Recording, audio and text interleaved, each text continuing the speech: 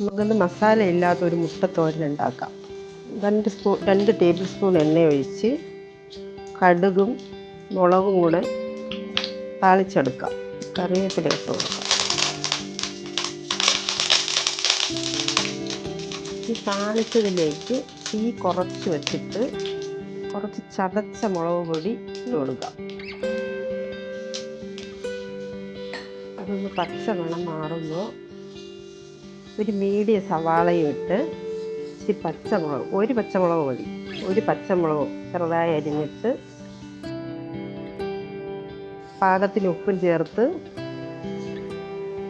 ഇത് ചെറുതായിട്ടൊന്ന് പച്ചമണം മാറി നല്ല മൂത്ത് വരും വരെ വെച്ചിട്ട് അതിലോട്ട് കുറച്ച് തേങ്ങ നമുക്ക് ചേർക്കാം. ഉള്ളിയുടെയും തേങ്ങയുടെയും പച്ചമണം മാറുമ്പോൾ മുട്ട പൊട്ടിച്ച് നമുക്കതിലോട്ട് ഒഴിച്ചു കൊടുക്കാം.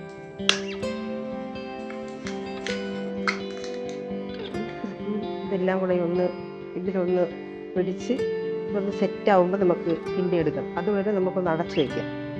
സിമ്മിലിട്ട് തന്നെ ചെയ്യണം, അല്ലെങ്കിൽ അത് കരിഞ്ഞു പോകും മുട്ട. 2 മിനിറ്റ് അടച്ചു വെച്ചാൽ മതി. പിന്നെ നമുക്കിത് നല്ല പോലെ ഇളക്കിയെടുക്കാം. ഇത് നല്ല പോലെ നമുക്ക് ഇളക്കിയെടുക്കാം.